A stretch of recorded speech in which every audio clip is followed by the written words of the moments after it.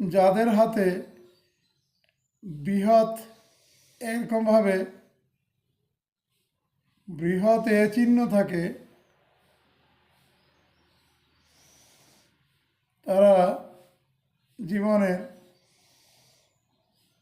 অনেক সুখ স্বাচ্ছন্দ্য অবশ্যই ভোগ করতে পারবে এবং তাদের জীবনটা সুন্দর সমৃদ্ধশালী হবে।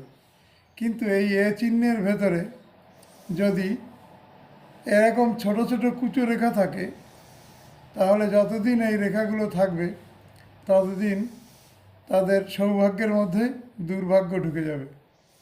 এটা অবশ্যই ঘটবে।